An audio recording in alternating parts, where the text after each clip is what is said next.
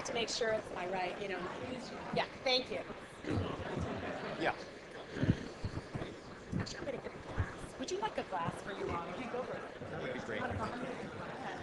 Welcome, everyone. My name's Lisa Brown. I'm the Executive Director of the American Constitution Society, and I want to welcome you on behalf of ACS today to this panel. We are honored to be co-sponsoring today with Goldstein and Howe, and a particular thank you to Tommy Goldstein, who helped us frame this panel. And I think many of you, I don't know how many of you are familiar with his SCOTUS blog, but if you aren't, I can tell you it's a tremendous resource if you were trying to follow the court and the cases and what's going on the court. I also want to thank our panelists. I'm sure that I'm not the only one who is counting on this panel today to make me sound like an expert on all of these cases, whether I'm talking to colleagues or at a cocktail party. ACS is hosting panels like this all across the country, making sure that we get progressive voices out, that progressive voices are heard in the debates over the critical issues of our time. And I think there's no question our mission is to ensure that the values of liberty, justice, and equality are accorded their rightful central place in American law. And there's no question that the judiciary in general and the Supreme Court in particular are critical to the enforcement and furtherance of our core rights and freedoms. Many of you have attended our successful Supreme Court roundups, which we've done for a couple of years. We had over 500 people at the National Press Club this past June, and unfortunately the National Press Club was not available today, and so we are forever grateful to Arnold and Porter for once again opening their arms and hosting ACS in this terrific room. We are really, really appreciative. This is our inaugural Supreme Court preview, and we hope that it, like the Supreme Court roundup, will rapidly become a major Washington tradition. And it seems particularly fitting that we're hosting our inaugural preview at a time when there's going to be the first change in the makeup of the court in over a decade. And with a new Chief Justice likely to be confirmed tomorrow and a nomination for Justice O'Connor's seat soon to follow, there is uncertainty about both the course of the law and exactly how the court's going to operate in the near future. And our panelists are going to give you their insights both into how this changing court is likely to look at this term's cases, but also into the internal workings of the court and how that may change with a Chief Justice Roberts. It gives me particular pleasure to introduce today's moderator, Teresa Wynn Roseborough, who is not only the chair of ACS's board of directors, but also a dear friend of mine. Teresa, I first met Teresa when she was a Deputy Assistant Attorney General for the Office of Legal Counsel at Justice. And then when I was counsel to Vice President Gore, I worked quite closely with Teresa when she was representing Al Gore before the 11th Circuit in the Florida election battles. And I can tell you that the appellate skills that she first started to develop when she was clerking for Justice Stevens and has honed as a well-known, well-respected partner at Sutherland, Aspel, and Brennan were very much in evidence before the 11th Circuit, because it is now a little bit of a historical footnote, but we actually prevailed before the 11th Circuit. And I'm clearly not the only one with high regard for Teresa's abilities. She was featured on the cover of Black Enterprise last year as one of the nation's top African-American lawyers. Teresa's a force, as her nickname Steel Magnolia will tell you. And I made that up. It's not true. I am just glad that force, wit, intelligence are on my side and on our side. Teresa has led ACS through a period of tremendous growth into a nationally recognized organization, and I am personally grateful both for her insights and wisdom in leading the board and also for actually recruiting me to come to ACS. So thank you, Teresa. Thank you, Lisa. And as all of you know, as members of the American Constitution Society, one of the best things I was ever privileged to be a part of was hiring Lisa to be our executive director. She really has led ACS to where it is today. Thanks to all of you for being here, and thank you to the American Constitution Society for allowing me to moderate a panel of such distinguished guests. Our panelists represent 4 of the best-known Supreme Court litigators in the country today. Between them, they have argued more than 80 cases before the U.S. Supreme Court during an era when the number of cases the court hears each year has been on a steady decline. They each maintain an active practice today before the court and are ardent watchers of the cases that reach that court. To my right is Jim Liedman. Jim is the Simon H. Rifkin Professor of Law at Columbia University. He is one of the country's best-known writers and litigators in the area of death penalty and habeas corpus, and in fact, he wrote the book on federal habeas corpus practice and procedure. He clerked for Justice Stevens in the OT 78 term. To his right is Beth Brinkman, who is the chair of the appellate practice group at Morrison Forster. Beth was in the SG's office as an assistant SG for over 8 years and clerked for Justice Blackmun during the OT 86 term. That's right. And also clerked for Judge Phyllis Kravich on the 11th Circuit. She has argued more than 20 cases before the court. To Beth's right is Ted Olson, who recently lowered my blood pressure, who is the chair of the appellate practice group at Gibson and Dunn and heads that firm's crisis management team. We'll have to hear more, Ted, about that. Ted was the Solicitor General of the United States from 2001 to 2004, and from 1981 to 1984, he headed the Office of Legal Counsel. He is a premier advocate before the court and has argued more than 41 cases before the Supreme Court, and in a few days will argue his 42nd case. He represented Governor, now President Bush, and Bush v. Gore. And to Ted's right is Walter Dellinger, my former boss, and now the chair of the appellate practice group at O'Melveny and Myers. Walter holds a double cap in that he is also the Douglas P. Maggs Professor of Law at Duke University, making him an unusual dual citizen, both of the private practice bar and the academy. He served as acting Solicitor General of the United States in the 1996 term of court after spending 3 years as head of the Office of Legal Counsel in the Department of Justice. He argued 9 cases before the court in a single term, more than any other Solicitor General in the past 20 years. He is best known as a Supreme Court advocate, but perhaps his most famous client at the moment is one he's represented before the Court of Appeals, and that's Martha Stewart. Thank you to each of you for joining us today. This term, of course, as Lisa mentioned, promises to be among the court's most interesting. Already, the court has taken certiorari in cases reflecting almost all of the hot-button areas of constitutional jurisprudence: free speech, privacy, states' rights, sovereign immunity, free exercise, and federalism, just to name a few. These cases raise issues that resonate across our political spectrum as well: gays in the military, workers' rights, Americans with disabilities, abortion, antitrust, campaign finance reform, education, capital punishment, and civil rights. Again, just to name a few. This court, soon to be known, we believe by tomorrow, as the Roberts Court, will be presented in this single term with a number of cases that will allow it either to usher in new doctrine or to further entrench established rules. In addition to the interest these topics create on their own merit, will be the interest generated by the change in the composition of the court and at the beginning of the term with the appointment of a new Chief Justice, and possibly at some point during the term with the addition of a justice to replace Justice O'Connor. Before we start on discussion of the cases of note in the upcoming term, let's talk for just a moment about the court itself. This will be the first time in 11 years that we've seen a change in the composition of the court, and the first time in over 18 years that there will be a new Chief Justice of that court. Beth, when Chief Justice Rehnquist became the chief of the court, the computer was still in its infancy, the internet was barely heard of. Do you have any thoughts about how Chief Justice Roberts taking his seat might impact on the workings of the court? Well, I do have to say that was the year that I was honored to clerk, and it was wonderful because the computer system shut down at midnight. So you couldn't work on the computer after midnight. It was great. You still could annotate pool memos and all, but and the pool memo is one thing that I think court watchers are going to be very interested to see. Some of you, I'm sure, are familiar with this, but for those of you who are not, when the cert petitions come in, every week there's a pile of paid cert petitions about that high, wouldn't you say? Yeah. Right? And then there's a pile of informa pauperis, basically criminal petitions that come in that's about that high, and they get slammed down on the law clerk's desk. And many, many years ago, 4 or 5 justices formed a pool so that their law clerks split up who wrote a memo on each cert petition recommending whether or not to grant cert. That pool grew until it included everyone except Justice Stevens.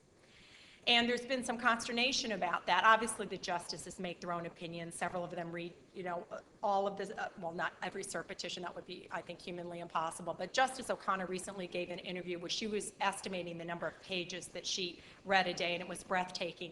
But nonetheless, there is a memo that goes around from the law clerks. There was a concern about whether or not that was being too limiting by having everyone, and there wasn't more kind of counterbalance on views about cert petitions.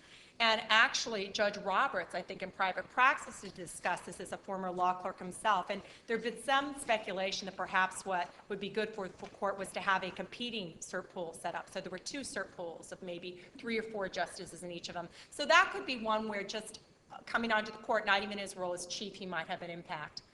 Another procedural role that the Chief Justice has is kind of behind the door, is putting together the discuss list. That's the list of cert petitions that the justices sit down and actually discuss when they go to conference, their weekly conference. And if the case does not make the discuss list, review is denied, cert is denied. Now, there are very obvious categories of cases that automatically get on the discuss list. When there are real circuit splits, general list or general cert petitions, usually state government cert petitions. They're very obvious categories of discuss lists, but the Chief Justice has a real opportunity to influence that because he makes the list. And once he makes the list, it's circulated and other justices can add to that, but no one takes off. And I think that those of us in the private bar are hoping that Judge Roberts is more inclined to give more of a hearing, perhaps, to some of the cert petitions that are filed, particularly in business cases where there are circuit splits, where they're often denied. So that could be, I think, a place of where procedure can sometimes affect substance. It also now appears that Justice O'Connor will sit to hear cases in October, she having said in her letter of resignation that she would serve until her successor was nominated and confirmed. What will be the impact if she hears cases in October, but a successor is nominated and confirmed before all of the opinions from the cases she hears are circulated? Walter, you want to say that? Oh, well, I think it goes with, she will certainly participate fully. That is why she didn't resign.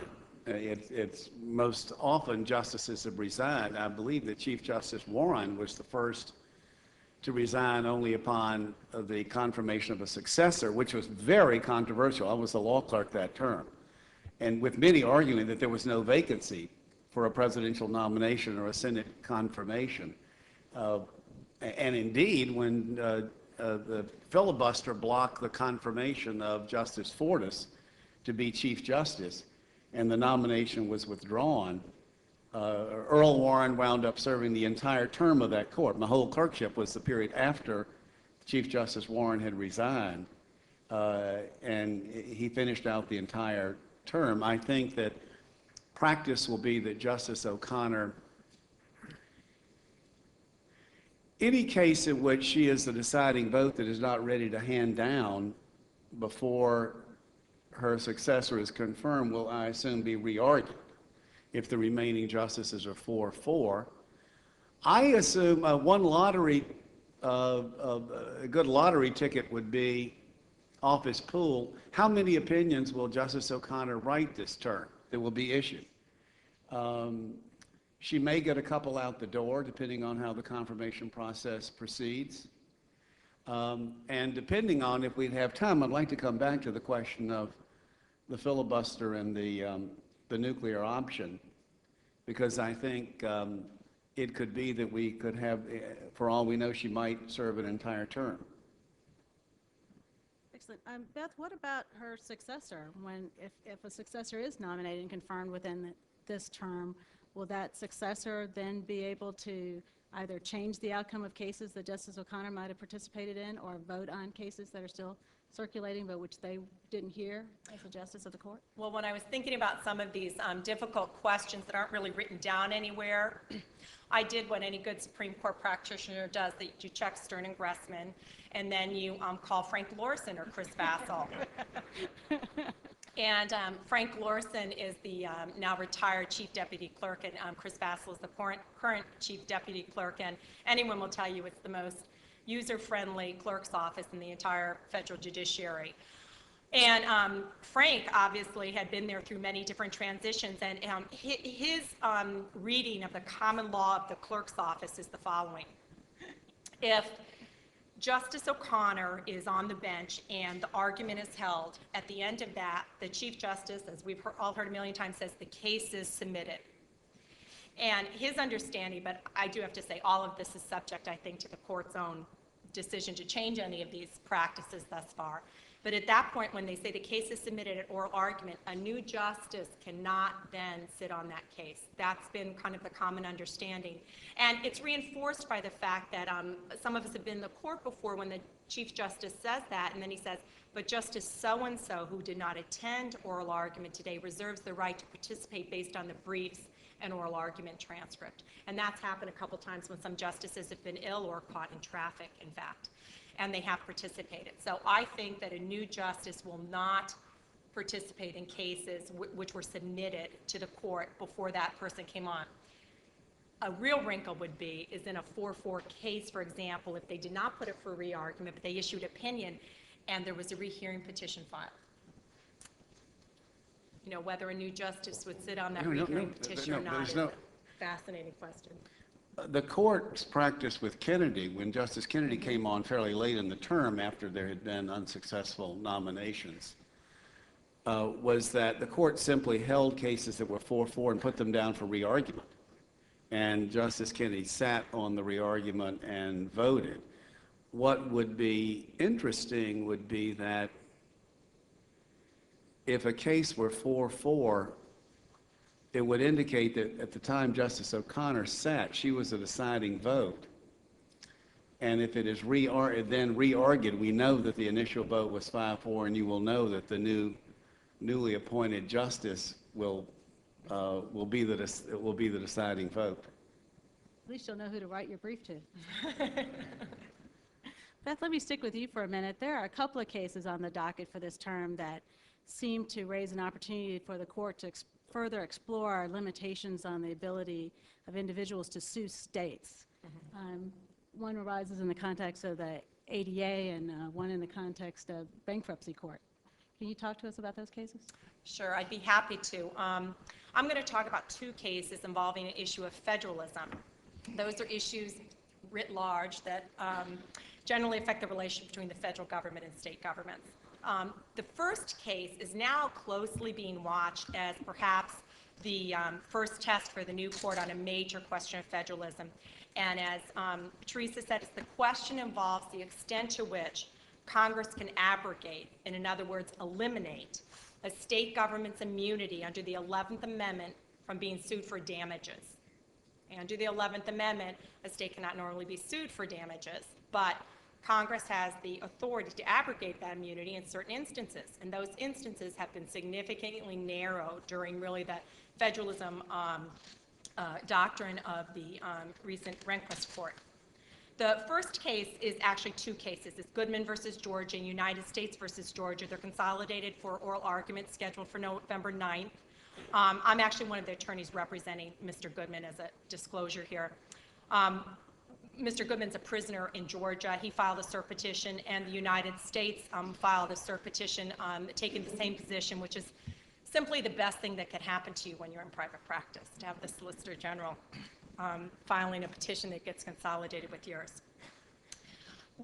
I'm going to take just a minute or two and go back to give you the background to really understand this. And I think it's interesting because there's so many different aspects of federalism. This is about 11th Amendment immunity. There's Commerce Clause issues. There's Spending Clause issues. There are commandeering issues. And they're all put under this umbrella of federalism. And I think particularly for the students here, it's very difficult sometimes to parse out what actually is going on. This issue can date back most recently to the Seminole Tribe case in 1996. There, the court held in a 5-4 ruling by Chief Justice Rehnquist that Congress can abrogate state immunity against suit for damages only through the 14th Amendment and not through Article 1 of the Constitution. There it was the Indian Commerce Clause. They said, Congress, you do not have power to do that. That began a debate that now, well, continued to debate. It overruled earlier authority and was really one of the most I think, remarkable cases. It had been the Union Gas from 1989 that it reversed, and it was such a flashpoint or a hotspot between the justices that 4 of them took a very unusual step, and in subsequent dissents have said, you know, Seminole Tribe was wrong, and we are not ever going to agree with Seminole Tribe. That's very unusual, but Justice Stevens has written an opinion to that effect that Justices Ginsburg, Souter, and Breyer have all joined. So they made clear that you can only go to the 14th Amendment to abrogate state sovereign immunity now. The next stop in this line of cases was really City of Bernie. Now, this wasn't an abrogation case, but it's the case about the authority of Congress to legislate under the 14th Amendment. So it also applies to the ability to legislate abrogation. And there, the court looked very hard at the Religious Freedom Restoration Act and held that there were certain limitations on Congress's authority to enforce the 14th Amendment and set up a test called the congruent and proportionate standard. Basically, Congress, in order for a congressional federal statute to be authorized under the 14th Amendment, you look at the scope of the constitutional right at issue, whether Congress identified a pattern of unconstitutional conduct by the states, because of course there's state action under the 14th Amendment, and whether the statute that they enact is an appropriate, congruent, and proportional response to that history and pattern. Okay. Under that standard, the court has repeatedly divided 5-4 and invalidated a series of attempts by Congress to allow suits against states for damages. 1999, Florida prepaid no suits against states for violation of due process involving patent and trademark. 2000, Kimmel, no suits against state for damages for employment discrimination under the Age Act. 2001, Garrett, no suits against state for damages for employment discrimination under the Americans with Disabilities Act. None of them met the Bernie standard. But then in 2 cases more recently, in 2003 and 2004, the court went the other way. Hibbs, under the Family Medical Leave Act, they upheld that. And under the, in the second case, Lane, it was another case under Americans with Disabilities Act, but instead of involving employment, involved access to the courts. Interesting, Hibbs was 6-3 with the Chief Justice writing the opinion and O'Connor with the majority. Those were the 2 vote shifts there. And in Lane versus Tennessee, the ADA case, it was Justice O'Connor alone shifting to make that change. Folks have been trying to analyze the difference between those cases, and one distinction that comes down is the cases where the court has upheld Congress's power involved either gender, which is subject to heightened scrutiny, or a combination of a classification like disability that isn't subject to heightened scrutiny, but access to the courts, a fundamental right that is. Then enters the Goodman case. This involves, as I said, a prisoner in Georgia who must use a wheelchair to move around. And to make, we believe it's a good case because the facts are just so bad. He's been confined in a cell where he cannot turn his wheelchair around, and the prison refused to remove the bed. He doesn't have a handrail. He's been left to sit in his bodily waste for lengthy periods of time. He didn't have a grab bar for his toilet. He didn't have an accessible shower. In fact, he's broken bones on a couple instances because he didn't have the appropriate assistance to get to the toilet or the shower. And also, he has not had access to religious services, law libraries. You can see the wealth of accommodations there. We view the case as akin to Lane because, again, it involves a category that's not subject to heightened scrutiny like gender or race, but it does involve the rights of someone in prison. And prison circumstances are controlled and really have to be scrutinized under the 8th Amendment because the state has control over every aspect of prisoners' lives, that there are certain 8th Amendment rights not to be subject to cruel and unusual punishment or deliberate indifference in medical needs, and special requirements on the state to provide access to religious services or the courts that, of course, no one in the free world has. So it's a very interesting context.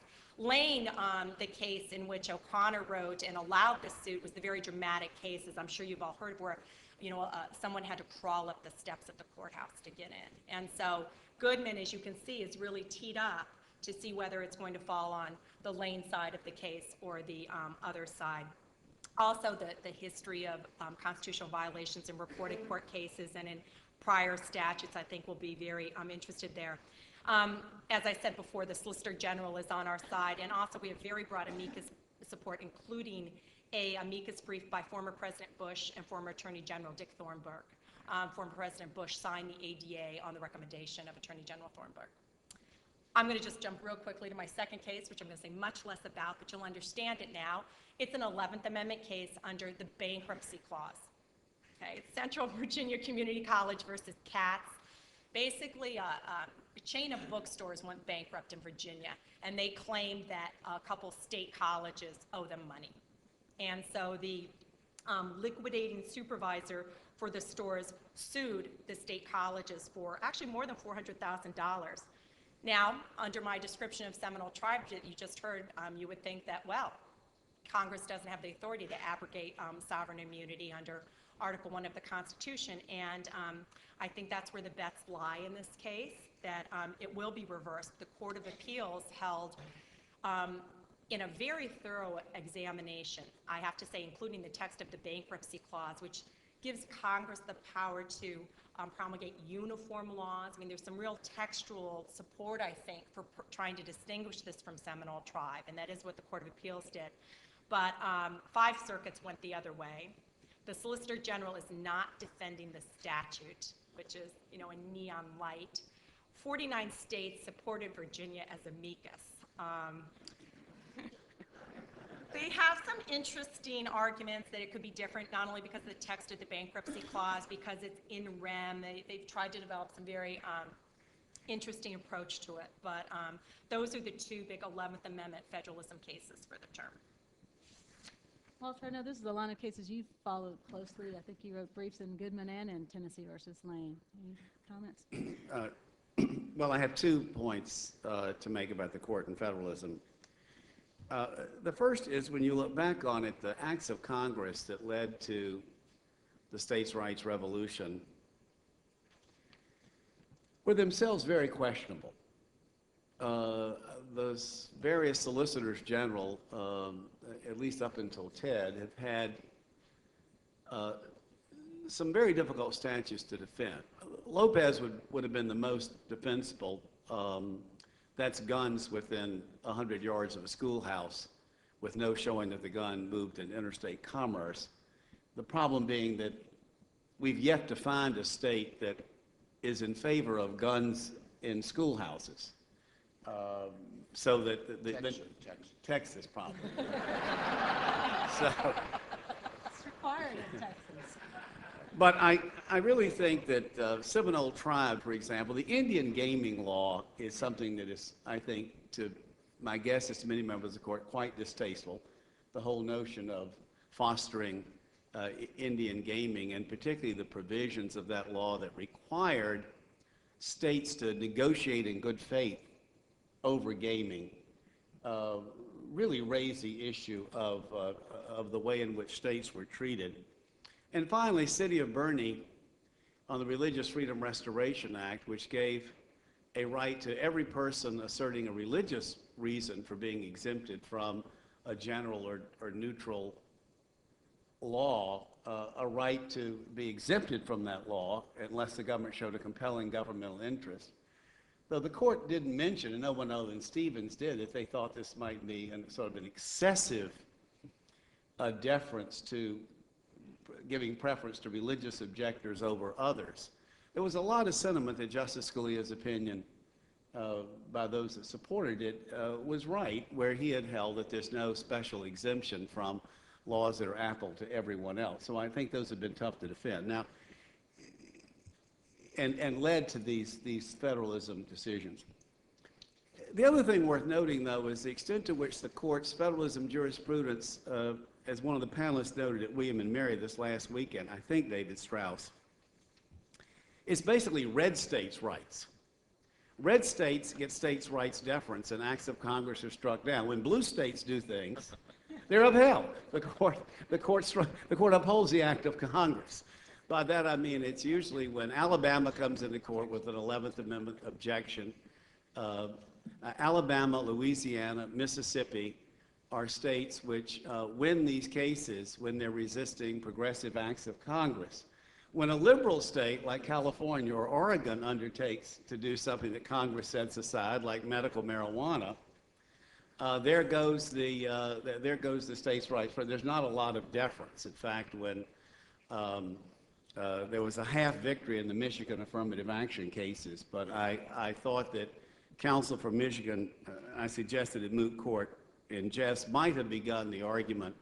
May it please the court, I'd like the court to take judicial notice of the fact that Michigan, like Alabama, is a state. And that some deference is due to states' judgments about education. And I just note that as a point to note for the future when we come upon the issue of physician-assisted suicide in Oregon, and whether the Attorney General can override the medical judgment made by the medical community of a state, and whether we will have a blue state getting states' rights deference for once in a while. Maybe West Virginia will come over to the other side if we tell them that they can Right. hand the 10 Commandments in their courtrooms. We're just going to talk about the death penalty cases, and we're grateful to have Jim Levin with us to talk to us about the extraordinary death cases that the court has accepted this term. The court has accepted cert in 5 death penalty cases for the coming term. Is that an unusual number, Jim? Actually, it's 7 cases, but 2 of them are too complicated even for this area to discuss. But in fact, there has just been, over a couple decades now, just a hugely disproportionate number of cases in the court. A disproportionately large part of its docket has been capital cases. And at least for this term, that doesn't seem to be letting up. Well, let me talk about those 5 cases. There are a couple of themes here that make them worth discussing. One is innocence. There's been a kind of innocence revolution in this country over the last decade, and there's a question about how much that's the concern, particularly in capital cases, that we may not only be convicting but potentially executing the innocent, how much that will affect the court's jurisprudence. And secondly, there is an ongoing debate, it's been going on for about 30 years, about the extent to which mitigation should be given the fullest possible impact as a matter of the constitutional law of the matter in death penalty decision-making at the trial level. The court has swung back and forth on that. There's been a swing going back towards giving mitigation more weight that has occurred since about the year 2000 in a series of 5-4 decisions in which Justice O'Connor was the 5th vote. There are a couple of cases in that area this term that may go the other way if Justice O'Connor is not decisive or deciding in those cases. Let me start with the innocence cases. They're going to get all the press. The first case involves somebody named Paul House, who's on death row in Tennessee. He was a stranger to a community, small community in eastern Tennessee, on parole from a rape conviction, and he ended up being convicted and sentenced to die for raping and killing a woman who he did not know. There was no evidence that he knew her, and leaving the body in a ravine. He took the evidence to convict Mr. House was all circumstantial. He took a walk the night that this happened from his girlfriend's trailer, and on one theory he went at exactly the right time to commit the crime, and another he got back to the trailer too early for him to actually have committed the crime. But there was evidence that he had the opportunity. One of the victim's children woke up in the middle of the night, heard some conversation, went back to sleep. She heard a deep voice talking to her mother, and Paul House has a deep voice. There was a community-wide search for this woman the next morning when she was not at her home, and there was testimony by an individual that he saw Paul House near where the victim was later discovered that morning. There was impeachment of that witness because it looks like he may have been parked at a place on a windy road where he couldn't have seen the place where he said he saw House, but there was some evidence in that regard. When questioned by police, House at first lied about his whereabouts that night. He later changed his statements to the police.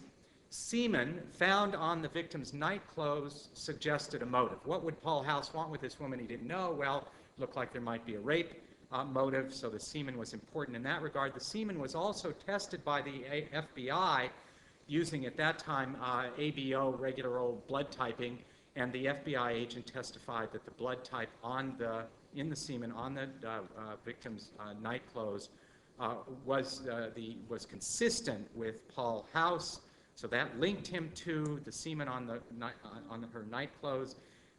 There were also some spots on his jeans that had enzymes. They're not even as good as blood type, but enzymes that also matched the victim's enzymes. That's even weaker than ABO testing pre-DNA. The only other possible suspect, finally, the victim's husband, may have had an alibi. He may have been at a dance at the time the abduction occurred, but there was also testimony that he left the dance about an hour before the victim was abducted. So that was the evidence based on which House was convicted, given a death sentence. When he got to the federal habeas stage, he said, look, I want to show that my lawyer was ineffective at trial. I want to show that the prosecution withheld evidence of innocence, including some evidence showing that the FBI agent's testimony was not kosher. But it was pointed out that he had not raised those claims at the appropriate time in state court, a very typical scenario. And so he needs what's called a gateway through the procedural default doctrine to enable him to raise what otherwise are defaulted claims, claims that he didn't raise in the state court, so he can't raise in the federal court. One gateway is the so-called miscarriage of justice or innocence gateway, which says if you can prove a convincing enough case of innocence, then you get to raise not innocence, but your constitutional claims as an exception to the default problem. And then House is raising the so-called Herrera problem, which is whether there is an independent right to relief from being executed if you can show that you are innocent. And the Supreme Court has waffled on that question. Well, the interesting thing about the House case that's going to give it a lot of play is it has DNA in it. It turns out that the DNA, the semen on the victim's clothes where she was found in the ravine did not belong to Paul House, but conclusively can be shown to have belonged to the victim's husband. In addition, the medical examiner of Tennessee, somebody who makes a living testifying for the state, testified for Mr. House in his habeas hearing that certain very peculiar chemicals in the blood that was found, the little tiny microscopic bits of blood that were found on Paul House's jeans, were in the autopsy blood, and therefore that the drops that were found on his pants very likely got there when the local police officers mishandled the evidence and put the jeans inside the same box with a leaking vial of blood that had the autopsy blood from the victim, all in a box, and it got to the FBI, and it was a big bloody mess, and he testified that the chemicals there, they're so uncommon that it's too much of a coincidence that they would be in both types of blood. Finally, Mr. House came forward with the testimony of two of the husband's close lifelong friends who testified that that the husband had confessed to them that he had killed his wife that night when he came back from the dance where he wasn't supposed to be, and they got in a fight, and he killed her. He did have a history of physical abuse.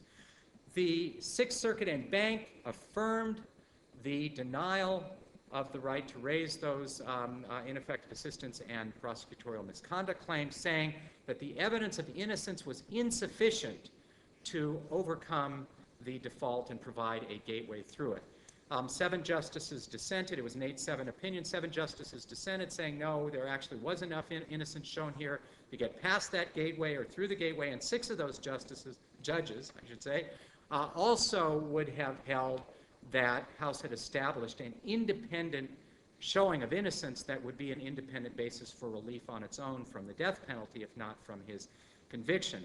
The reason the majority gave for saying that the new evidence wasn't enough was that there were some of those circumstantial bases for the conviction that were not touched one way or another by the new evidence. The fact it didn't change, for example, the issue of whether he had an opportunity to be at the victim's house at the right time or not, didn't change the question of whether the witness who said he saw him near the body was credible or not, and in fact, it didn't change that Paul House has a deep voice. And so those pieces of circumstantial evidence were left, and therefore the court held that this was not sufficiently undermining of the existing evidence. The majority seems to have made a mistake of fact, which may play into this. It rejected the medical examiner's testimony about the blood spillage, saying, look, the police officer in this case saw blood on the jeans when he took them from Mr. House at the time of arrest. So it couldn't have come from the later spillage. The only problem with that is that on both sides, the experts testified that the blood was microscopic. The only blood on the pants was microscopic, so the police officer, whatever stains he saw, couldn't have been these stains. In addition, the Sixth Circuit majority seems to have made a mistake in looking at the evidence piecemeal as to each of the circumstantial bases, but not looking at it as a whole. One of the gifts to this jurisprudence from Chief Justice Rehnquist is you've got to look at the evidence as a whole. It's a thing that he's harped on for his entire term on the court. And if you look at it as a whole, the argument is that the most important pieces of evidence supporting the conviction, the evident linking of it through the blood and all of that, was wiped out. And it was only the weaker parts of the evidence that was left. So looking at it as a whole undermines it. The standard that the court applies is whether it is the case that it is more likely than not that a jury now looking at all the evidence, the old and the new evidence, would vote to acquit. And so that's the standard. And I think the thing to look for here, there's also, by the way, DNA is kind of sexy, and the court's never done a DNA case. And what's interesting about DNA is that although normally we don't like to overturn convictions because that undermines the sense of certainty about the criminal justice system, and it undermines confidence, and then it forces us back to a retrial in which we've got worse evidence because memories have degraded. This is a case where we're going to have better evidence on retrial because we've got the DNA evidence, and we've got a serious undermining of inferences clearly drawn at the trial because the DNA shows those inferences were false. The big question for me here is whether the court's going to do something it doesn't like to do, which is to do what all the other courts do and apply fact to law. Usually it likes to just decide these pristine legal issues, but this case really comes down to the application of the facts of this case to that legal standard about whether a reasonable jury is more likely to acquit or convict. My guess is that the court is not going to want to be on the wrong side of the innocence issue right now.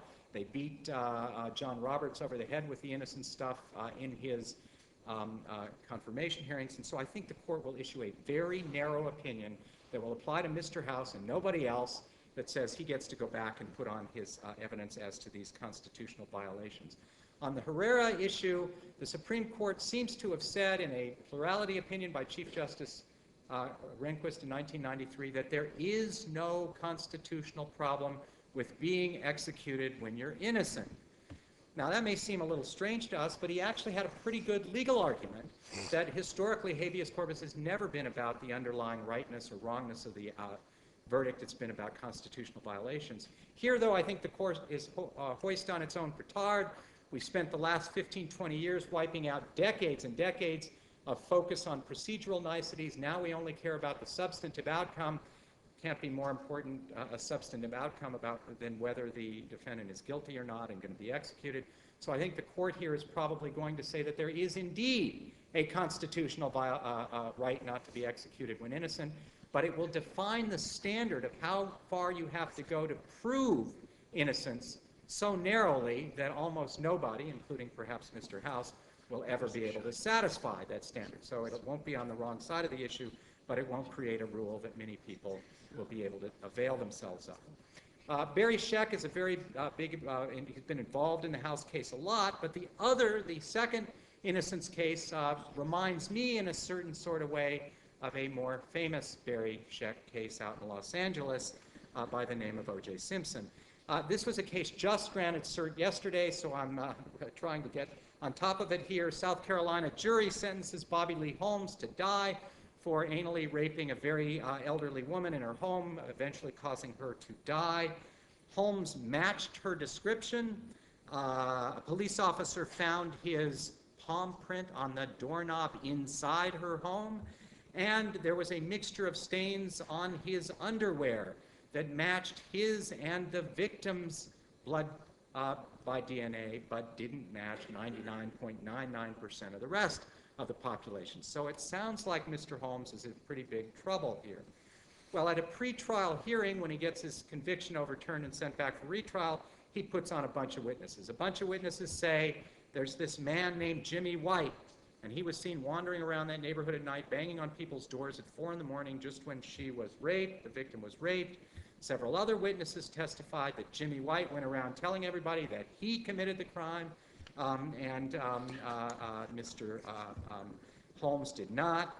Then comes Mr. Stephen Westbrook, and he testifies to two things. He, too, heard Mr. White say that he committed the crime, not Holmes, but Westbrook also says that he was approached on 2 different occasions before the first trial, before the second trial, by police officers and state's attorneys, saying that not only did they want him to lie and say that it was Mr. Holmes who committed the crime, not White, but they also told him in the process of this that they had faked and put the palm print on the door, and they had mixed the semen and blood on the underpants after they arrested him. So that's the proffer, giving a little bit of plausibility to this last part of it. There's undisputed evidence in this case that the police completely mishandled the physical evidence. Here's the O.J. Simpson angle. They never took a rape kit. It's a rape, but they didn't do a rape kit. They used a blood kit that was expired. They outright lost 2 vials of blood from the victim. So if you're wondering how blood could have gotten mixed in, there are 2 missing vials of blood. They mislabeled evidence sent to the lab, and they stored all of the physical forensic evidence in paper bags that they took out from under the sink at the victim's home, obviously not sterile. They also used a bunch of fiber comparisons, which is pretty weak science. A divided panel of or divided South Carolina Supreme Court upheld the trial court's refusal to let this evidence in. The trial court said, we're not going to let it in. It's third-party suspect evidence. Third-party suspect evidence has to be clear that it substitutes the suspect for the defendant. This isn't clear enough, and so we're not going to let this come in. House, of course, argues that that's a violation of his right to put on a defense. A right, by the way, that the Supreme Court's liked a lot. The last big right to put on a defense case where the defendant won was written by Justice O'Connor. Since the 1960s, the court has actually overturned a number of evidence rules like this third-party suspect rule that keeps you from putting on defensive evidence using a standard stiffer than the usual probativeness versus prejudice standard. And so I think that that may be the angle in this case, to go after that rule and say it ought to be taken case by case, not on this very difficult standard. And I think this is going to come down to how they write the briefs. If they can write these facts in a way that doesn't sound like this is too crazy to be true, that these state prosecutors are trying to get this guy to lie and tell him all of the other misdeeds that they committed, which is a little hard to believe, but if he can write that in some plausible way, he may have a chance. Okay, the other 3 cases I'm going to discuss are much more complicated. They're the kinds of cases that only a habeas and death penalty nerd like myself could love, but let me try to see if I can make any of this intelligible. The first one, Oregon against Guzek, is a case where the Oregon Supreme Court seems to have said that there's a federal constitutional right to treat a residual doubt that continues to exist after you've been convicted, should be considered as a mitigating circumstance. The Supreme Court some years ago in some dicta seemed to say, no, that's not a mitigating circumstance. I believe Mr. Guzek loses. If this comes down to that issue, he's got a decent argument, though, that there are only state law issues in the case and that it ought to be dismissed as improvidently granted. In a second case, rather similar on its sort of structure, Kansas against Marsh, some years ago, the Supreme Court seems to have said that it's okay for states to say that if the aggravating and mitigating circumstances are exactly even, it's okay to tell the jury that it must impose death. But comes the Kansas Supreme Court, and it holds as a matter of constitutional law some years ago, no, that's a constitutional violation. Then Mr. Marsh comes along and tries to take advantage of that claim, and also to get the whole statute thrown out on the ground that you can't sever the bad part of the statute, which is a state law issue. The state concedes the unconstitutionality of the instruction given at Marsh's trial, but some of the dissenting judges raised the issue of raised the issue of the constitutionality. So there's an issue whether that the constitutionality, the federal constitutionality, is in this case. When it came up in the earlier case, the Supreme Court denied cert. The state waives it here, or in essence concedes it here, but the question is whether it can be brought back into the case by what the dissenting judges said on the court. If it comes down to the merits of the case, I think there's going to be a battle of Supreme Court citations. Mr. Marsh is going to cite the 70s and 80s citations and those from 2000 forward, saying mitigation is everything. And in the brief that Ted Olson has signed, they have cited the cases from the late 80s and into the 90s, many of them written by Justice Kennedy, who could be the key vote here, saying, no, mitigation doesn't have to be that important. So this is a case where O'Connor's departure could be very important because she has led the charge on mitigation recently. Finally, there's a California case that has to do with what happens if you have a bunch of aggravating circumstances in the case. Some of them get overruled or overturned on appeal. How much rebalancing of the remaining aggravators and mitigators do you have to do? It's too technical to do in the time that I have left, so I'm not going to go through that case except to say I think, again, it may well come down to how Justice Kennedy comes out, who has some experience with the California death penalty statute as a Ninth Circuit judge, and I think his view on how to read that statute will be decisive. Just a 10-second comment, which is overhanging all of the cases on the death penalty. The backdrop, I think, for all of these cases is the fact that the DNA evidence, which has come out about prior convictions over the last 10 years now, demonstrated that far more people who were DNA demonstrably innocent were convicted than anybody participating in the system. I think either prosecutors or defense lawyers thought was possible. And the first studies are showing that at the heart of all of it is, in addition to inadequate counsel, but it's cross-racial identifications and identification testimony in general, I think. But I think that's a backdrop for all of the court's renewed interest in these cases. If I could just take one more second to just say, I think it's a bigger issue.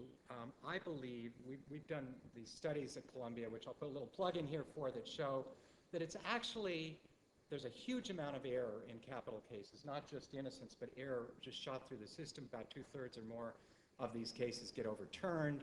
What seems to drive error is when you try to use the death penalty in close cases. If you don't use it in close cases, there's not much error and not much innocence. If you use it in these close cases, that's where you get the problem. Interestingly, most of the cases this term are very close, either on the innocence, the guilt or innocence question where it's real close, or you get these aggravating and mitigating circumstances or even kinds of cases. Those are exactly the cases where you're going to see error. I have a 30-second comment. I think the innocent issue also has a lot to do with the degree of culpability. And that's why mitigation is so important, I think, too, because oftentimes, there's this thin premeditation or whatever your aggravating factor is to even to get into the pool of death eligible. And so I think sometimes, the DNA can prove factually innocence, but, a big part of the criminal process is the level of culpability and the mens rea. And that is something that I think is just, perhaps will be examined more closely in the next round. Great points. Ted, a couple of the cases that the court has taken this term look to be on their surface to be challenges to enforcement of the federal drug laws, but they really reveal or expose deeper social policy issues. One involves the right to physician-assisted suicide and dignity with death, and the other involves the Religious Freedom Restoration Act. Can you talk to us about those cases? I can. If you wouldn't mind, I'd say a couple of things about what has been said before. Excellent. The new Supreme Court, the issue that you haven't mentioned at all is whether the new Chief Justice will wear those 4 stripes. I was in a program yesterday where someone said he put those 4 stripes on, 1 stripe for each of 5 years on the court. And I said, well, he was on the court for 33 years, so that doesn't quite add up. The next thought that I had about the court was Justice Breyer's been the junior justice for 11 years. And he's still, Well, sorry. I'm sorry. I'm sorry. he's always that way. That's right. I'm sorry. I apologize. That's the longest period in history for nine justices, and pretty darn close to the seven justice court in the early part of the 19th century. So you can imagine his thrill when he was no longer going to have to sit next to the door and get the coffee and so forth, because he was no longer going to be the junior justice. And then they moved the Roberts thing to Chief Justice, and there he is. So he may have to wait forever. Or it might take a year. It might take all year. And the other third thing, as a quick point, these two appointments, when they're completed, will replace 57 years of experience and tenure on the Supreme Court of the United States. That's really a remarkable period. The only time when that much experience was being replaced at the same time was the appointment of Roger Taney, and there was also an associate justice appointed at the same time. And people say that every new appointment to the Supreme Court changes the dynamics of the court completely. And these 9 justices were together for 11 years, so there were certain things that they got into a rhythm of doing. They worked very well together, which is one of the contributions that Chief Justice Rehnquist has said by all of the justices to have made. And I think John Roberts is that kind of a potential Chief Justice. But 2 justices replacing 57 years of experience is going to make a lot of difference in the court in ways which I'm sure none of us really appreciate now, and we probably won't appreciate for years. On the federalism point, I heard that there were some students in the room, and so if you were relying on Walter to fill out your exams, and you're impressed by this blue state, red state thing, the red state Tennessee lost Tennessee versus Lane, and the red state Nevada lost Nevada versus Hibbs, and the blue state California won the Brady Act case, and the blue state New York won the case about nuclear waste. So it isn't ours. Don't automatically put down the red state or the blue state winning the federalism thing. And just a couple more things. The court decided, in addition to that death penalty case, to grant, and I don't know whether you were going to talk about it, but some of the cases that were decided the court to take yesterday may be some of the biggest. There are 2 cases involving campaign finance. One which revisits, in a case from Vermont, the issue that the Supreme Court decided in Buckley versus Vallejo, that spending limits were unconstitutional violation of the First Amendment because it inhibits people from participating directly by spending their own money, not just through contributions, which is an indirect thing, and the court made that distinction, but it's always been something that justices of the court been uneasy about, upholding contribution restrictions, but striking down spending restrictions. So that's in play. And then a Wisconsin case, which it's a right-to-life group, corporate right-to-life group, that's challenging the provisions that were upheld 2 years ago in the McCain-Feingold McConnell versus FEC case, which is restrictions on election issue advertising within a certain number of days of a federal election. The issue in that case is, which was going to come back in a slightly different form, this group said this is pure issue advertising. We weren't doing it indirectly to help a candidate. So those are 2 big cases that will be on the court's docket. There's this very important bankruptcy case, which usually doesn't drive a lot of interest, but it made the style section. The probate exception to the bankruptcy law is something that you all spent a lot of time thinking about, I'm sure. They will this year. But now that you know it's about Anna Nicole Smith, some person I'd never even heard of before, but and the other one that I thought was interesting was this case involving Daimler, Chrysler, and Kuno. It involves the constitutionality of state laws that give tax breaks to entities that want to do business or are being encouraged to do business in a state, a circuit court held that those were unconstitutional under the Commerce Clause by favoring investment in the state and disfavoring investment outside of the state. I think that's a pretty important case because 49 states, someone told me, had provisions like this. It may come into play in connection with the restructuring and rebuilding of portions of the South to attract business in. They may adopt these kind of incentives to people to locate. So those are pretty important cases. Now, the two, it's easy for me to remember which two cases because they're both named Gonzalez. And they both involve the Controlled Substances Act. But they do, as Teresa said, involve much more significant underlying issues. I'll just mention the cases.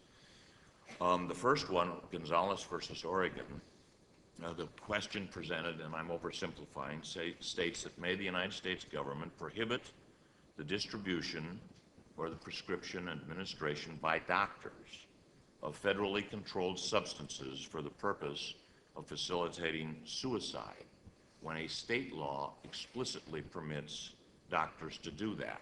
So here's the tension between the effort by the United States government to control the use of substances which are deemed to be harmful, habit-forming, subject to abuse, that sort of thing, and the rights of physicians under state laws to deal with very seriously ill and desperate patients.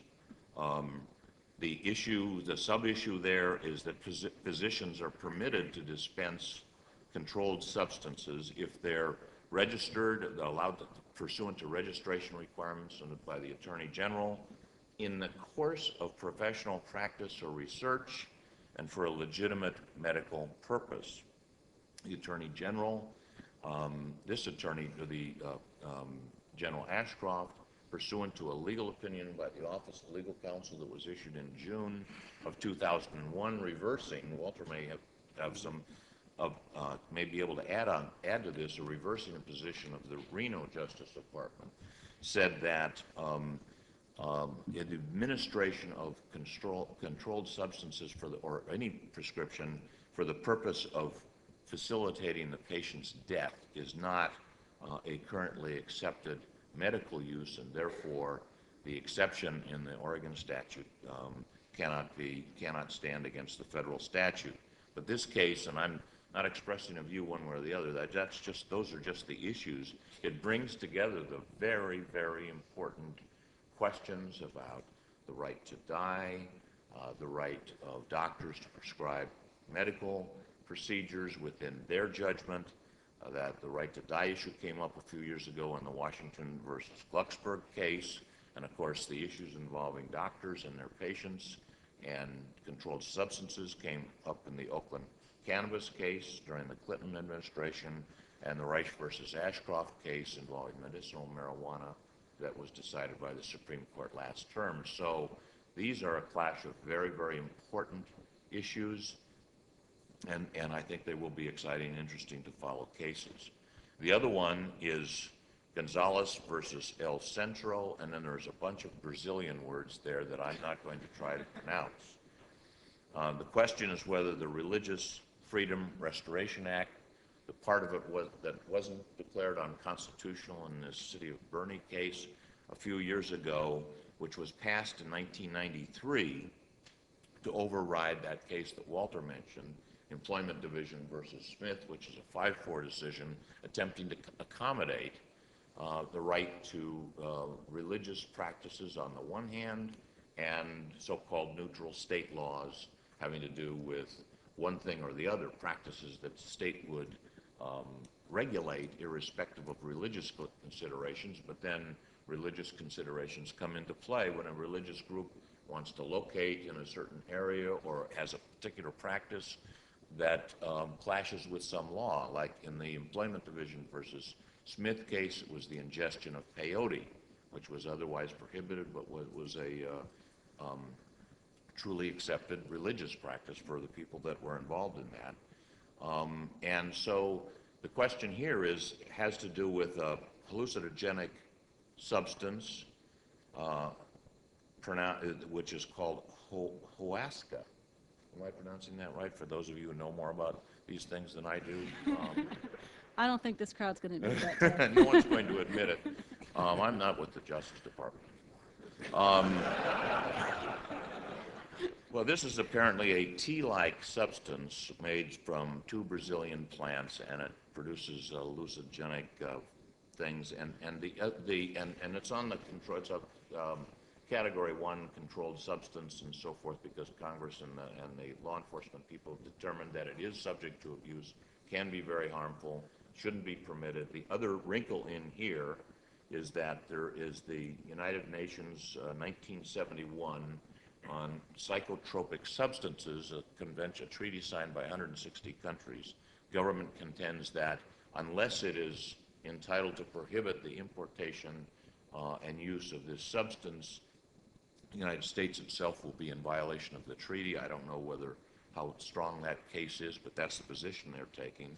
And of course, the groups that wish to import and use the substance say that the substance is a part of a religious practice, and under the Religious Freedom and Restoration Act, Congress may not control a religious practice unless it can demonstrate a compelling governmental interest for doing so, and that the government action in implementing that restriction is the narrowest possible way of doing so. You recognize that strict scrutiny standard that you also see in racial discrimination cases. This case comes from the 10th Circuit. The earlier case that I mentioned, Oregon case, comes from the 9th Circuit. And the 10th Circuit, in the case, was from a sharply divided court. There's a very interesting opinion written there by Judge McConnell, who's one on some of these lists as a potential replacement for Justice O'Connor, in which he comes out very strongly in favor of the religious practice as opposed to the regulation of it. So those are some of the interesting things that are coming up. Thanks, Ted, and thanks especially for the primer on the 11 cases that the court granted yesterday. I have to confess that I had not heard of the probate exception to federal court jurisdiction before, but I did hear a blurb as I was brushing my teeth this morning that Anna Nicole Smith's case had reached the United States Supreme Court. Well, of course, I thought the commentator had it completely wrong, but I asked somebody in my office to search Anna Nicole Smith, same sentence, United States Supreme Court, and they're like, what? You want me to search what? But they're... The name under which she wishes to win the case is Marshall. That's how the check will be written out if she wins.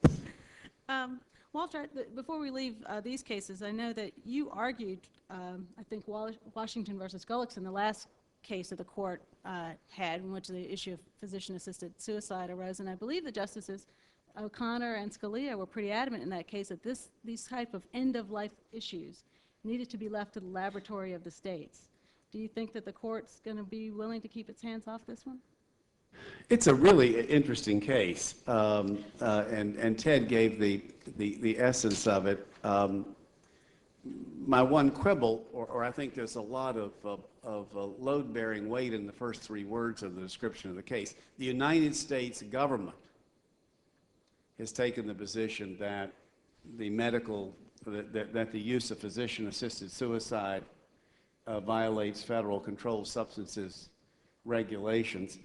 This case actually differs from last term's medical marijuana case. They may sound alike. California allowed the use of medical marijuana to relieve pain. Oregon is allowing physicians under elaborate safeguards to use lethal medication in end-of-life situations. In California, in the medical marijuana case, it was clear that Congress had made the judgment that it did not want to allow medical marijuana, and of that there was no dispute. Here, the United States government judgment is made by the Attorney General of the United States, not the Surgeon General, the Attorney General.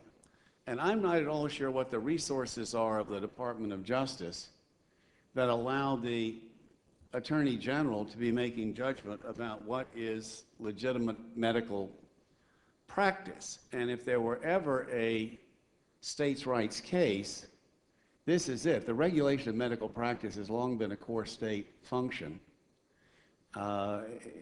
And one, I think the court can avoid the constitutional issue by saying, as they should have in Russ versus Sullivan, that we will not assume that we're overriding state law without Congress being more explicit. Congress has not addressed this issue. It was addressed by Attorney General Reno, who found no basis for concluding that she should have a different position than a state medical society on what's legitimate medical practice, and reversed by General Ashcroft, who reached a different conclusion. But the question is whether they're empowered to do that.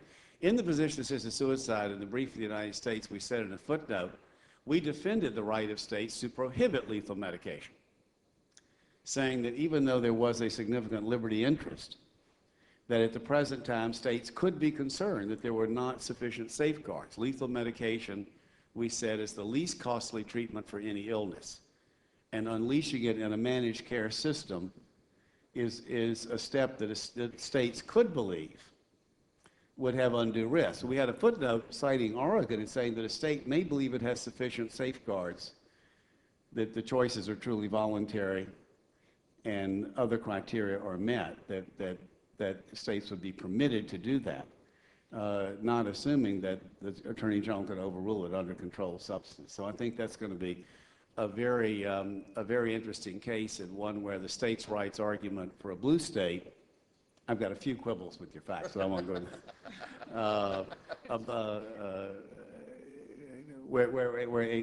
I've never seen a stronger case for states' rights, given the medical practice and the fact that Congress hadn't addressed it.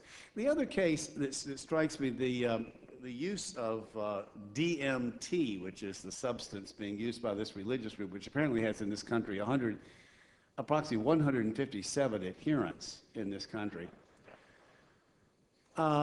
It strikes me in this case that whether the state law, whether they're guaranteed an exception from federal law by virtue of the religious belief, makes me think that Justice Scalia got it right in Employment Division versus Smith, a decision highly criticized by almost everyone in the United States Senate. Employment Division versus Smith says that there's no exception to the peyote laws or other laws for religious adherence where those laws are not targeted at religious groups, that there's no religious exemption as a constitutional right from generally applicable laws. And, you know, in this case, the notion that the plaintiff in this case says that when he takes this DMT, he sees God. And, you know, I might think that, you know, and this era of sex, drugs, and rock and roll, tragically, I was restricted to rock and roll, but I could imagine that if I took DMT, I would see something absolutely wonderful. You know, whether I would call it God or something else, it just seems odd to me that there's an exemption from generally applicable civil laws, depending upon whether you give a deification to whatever it is you see when you take the drugs. It seems to make the case that Justice Scalia was right, that states may create exceptions to generally applicable laws to recognize religious groups but are not compelled to do so. Did you want to respond on I think the Oregon case is so interesting. Did you have a response on the physician-assisted suicide? You mean a response to it? Yes, yes. Well, You were scribbling notes. I was scribbling notes because I was trying to remember whether when you were Assistant Attorney General for the Office of Legal Counsel and Acting Solicitor General, you felt that when the Attorney General issued a regulation pursuant to an act of Congress, that was indeed the United States. It was, yes. It is indeed the United States. Whether the decision was the one that the United States would have made to me, is the issue in this case. Well, Walter, let me stay with you for a minute. And you're a law professor. You know a lot about law students and that environment. You were an advisor to the administration at the time that the Don't Ask, Don't Tell policy was formulated. Gays in the military, law students, the First Amendment, is that a recipe for disaster? Well, I don't know if it's a recipe for disaster, but it's been something that has certainly roiled our campuses, and for very good reason, especially since the high visibility of restrictions on gay participation in the military came to the forefront in the early days of the Clinton administration. This issue goes back to 1968 when the Solomon Amendment, whose constitutionality is before the court, is a child of the Vietnam War era. During the Vietnam War era, many of you are too young to remember this, but there was adamant opposition to military activity on many campuses. And they took often the form of two things. One, barring military recruiters, as well as barring recruiters from some companies associated with various aspects of the war effort. And campuses excluding ROTC units and even prohibiting their students from participating in ROTC units at nearby universities. The Solomon Amendment was an appropriations rider, and the first precursor in 1968 cut off Defense Department funds from any university which had a policy of excluding the military from recruiting on campus. In 1972, it became permanent in statutory form and has been revised several times to eliminate exceptions and waivers and to extend the reach of it to the whole university. It has been invoked by military recruiting officials in order to gain for the military an exemption from the application of anti-discrimination policies. Law school policies that allow placement office services to be utilized by recruiters, state, local, federal, government, private practice, public interest recruiters, all of them, their use of it is conditioned upon a number of rules, one of which is that you must acknowledge that you do not discriminate on grounds of race, religion, gender, national origin, or sexual orientation. Military recruiters who would not sign the anti-discrimination policy were, after increasing numbers after 1992, not allowed to use the services of the placement offices.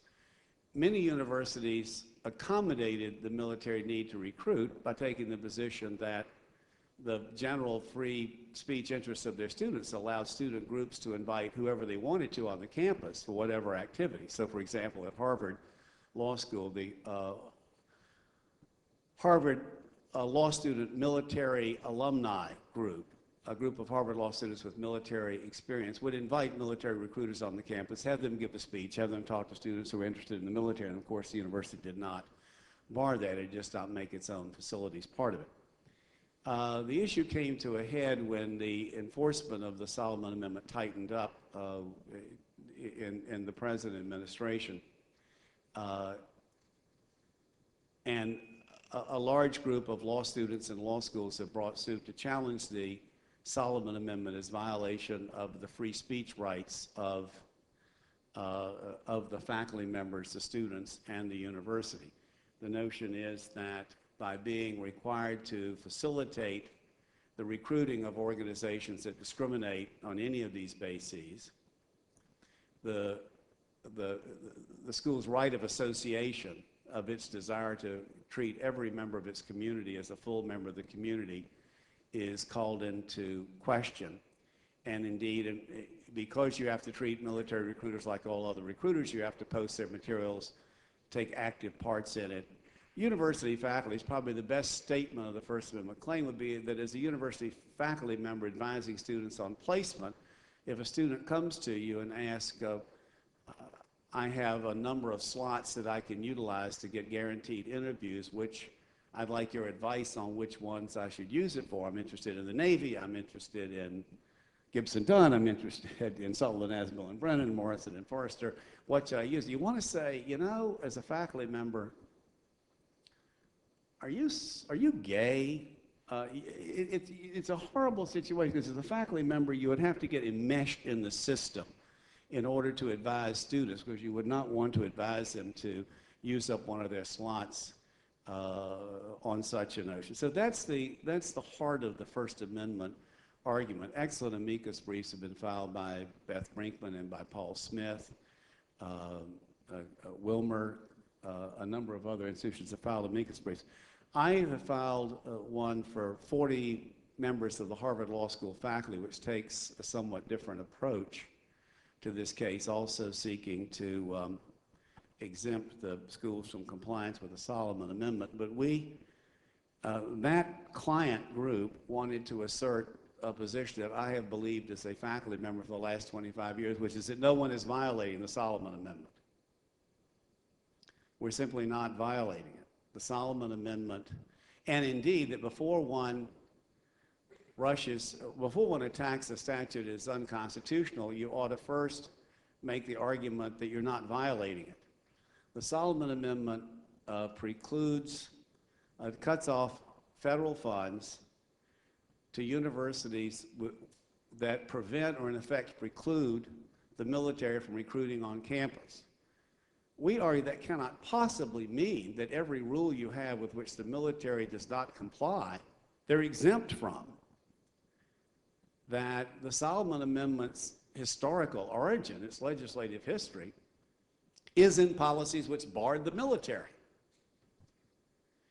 And this is not a policy that bars the military. The military is choosing not to comply with it any more than the rule that you may not pre-screen interviewees, that you may not interview in the fall, that you may not interview first-year students before March, and a number of other rules. None of these are rules which prevent or in effect preclude the military from recruiting. And as Beth Brinkman notes in citing Pennhurst, at the time that you're a faculty member voting on a placement rule, how do you know whether it's a rule that prohibits or in effect prevents the military, since you don't know whether they will comply with it or choose not to comply? So we think there's a strong argument, the counter to which is, quote, everybody knows that the Solomon Amendment was designed to prevent this, though as you look at its legislative history, it is not. We gain some strength for the statutory argument by the way the government has litigated the case. The government says, indeed, the question presented is whether the requirement that the military have equal access with all other recruiters under the Solomon Amendment violates the First Amendment. And the government's constitutional defense is to treat this, they use the term equal access 52 times in their brief, and they say equal access statutes have never been thought to raise First Amendment issues. This is just like Title VI that requires equal treatment on the basis of race if you receive federal funds. It's just like Title IX, which requires equal treatment on the basis of gender. And compliance with those statutes has never been thought to raise a First Amendment exception, except for Bob Jones University tried to get out from under complying with Title VI by saying they had a expressive or First Amendment or associational or religious or whatever combination of rights to foster racial discrimination. So that the fact that we want to say to the government, look, if this is nothing more than an equal access statute, we're not violating it.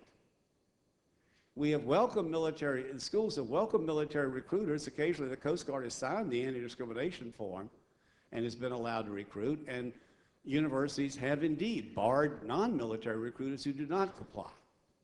So we've made a statutory argument. There are a few paragraphs at the end of the brief which indicate that we think the constitutional issues are troublesome. The government's obviously, because it gives scarcely a nod to academic freedom interests.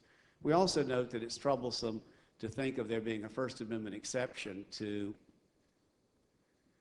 statutes like Title VI and Title IX. We don't necessarily say that a decision in favor of the plaintiffs in the Solomon Amendment would actually call into question whether there's an exemption from those statutes, but it is at least an issue which would be raised once you recognize a sort of First Amendment exception. Beth Brinkman filed a brief, I think doing a very effective job of showing that you could win such a lawsuit even after a win in the Solomon Amendment case, but our final bottom line is, yes, but do you really want to leap into the issue of asserting the First Amendment right and rely upon being convinced, even by Beth's very convincing argument? And to the notion that the court could be persuaded that if there's a First Amendment interest here, that there's a compelling governmental interest in avoiding discrimination on the basis of race or gender or sexual orientation that would allow no exception to those statutes, but that there is no compelling governmental interest in the facilitation of military recruiting. But I think I'd like Beth to comment, because I think she's got a very good good way of assuaging the concerns that that were at least hinted at the end of our brief. I realize we're out of time, so I'll give you the three-sentence version of it. Title IX and Title VI, as the Solomon Amendment, are federal funding, conditions on federal funding.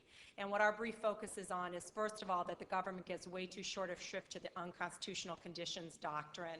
The federal government cannot tax and spend their way out of the First Amendment. It's long been established law that the government cannot coerce or bribe through withholding of federal money what it cannot do directly to violate the First Amendment.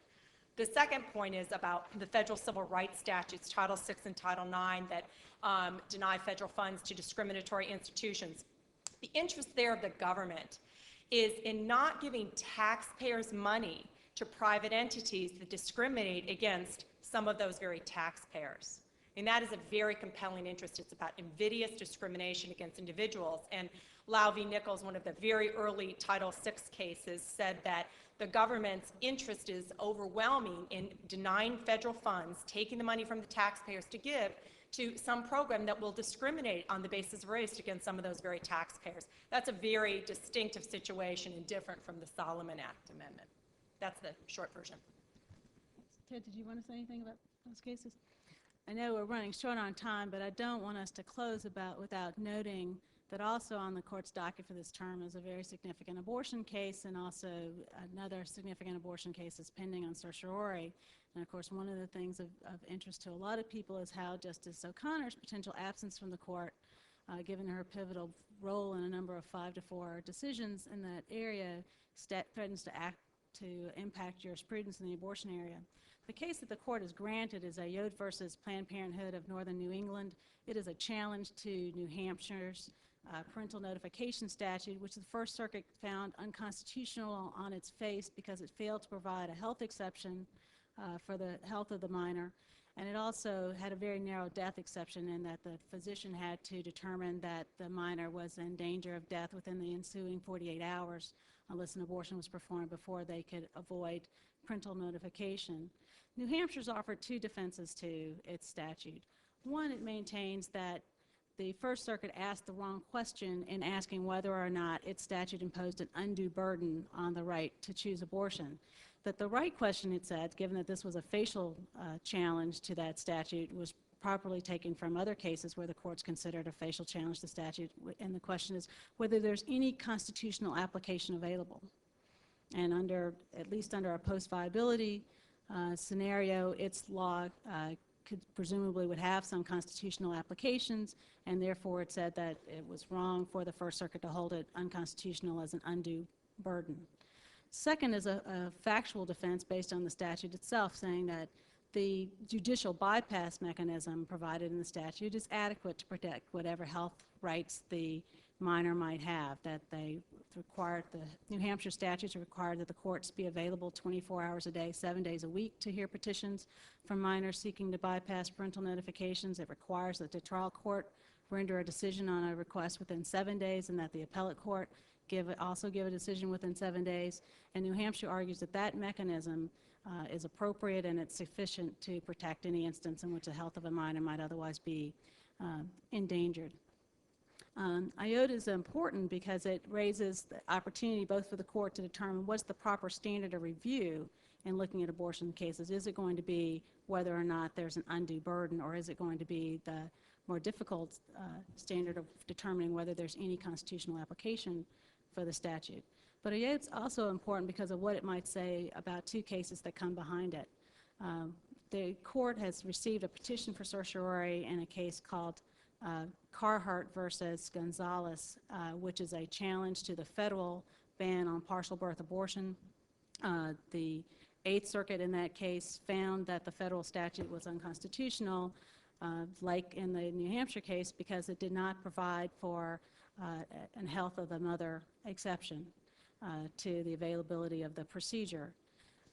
The United States has asked the court not to merely hold the case for Ayotte, but to grant cert independently in that case, even though it recognizes that Ayotte could potentially become controlling, on the grounds that if the court decides not to, or decides to reverse the Eighth Circuit, By having accepted cert of the case, they contend that there could be a quicker reversal of the case and an assurance of the case, or quicker enforcement of the statute, the federal ban, and also an assurance that the case would be handled in this term as opposed to being potentially held over to an ensuing term.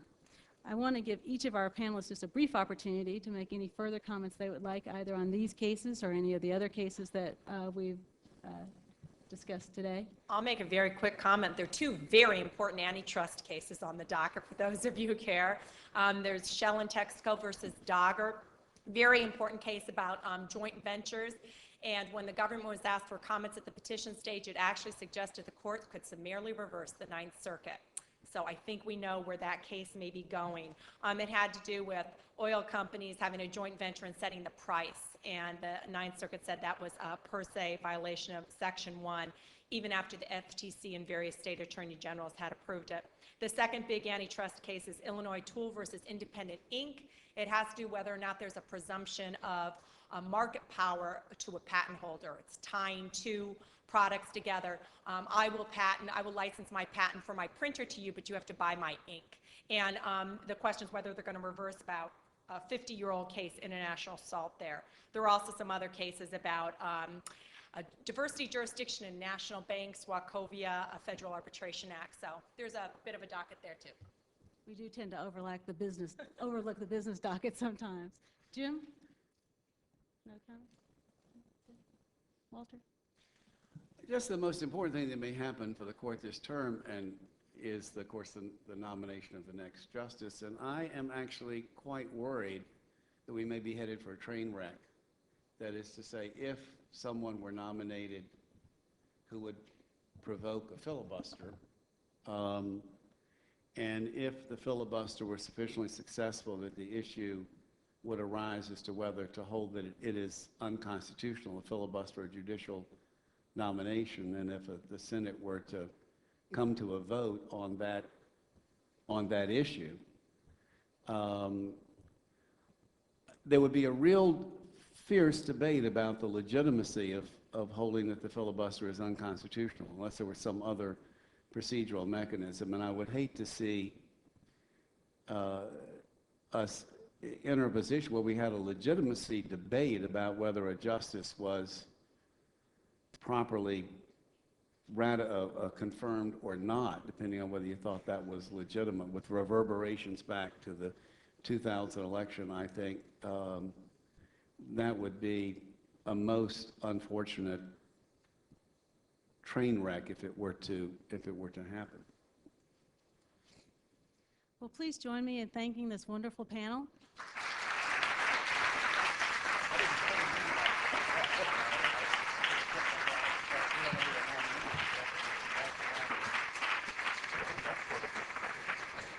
Thanks to the American Constitution Society and to Goldstein and Howe for sponsoring this event, and to Arnold and Porter for allowing us to use its facilities. And thank you for being a great audience.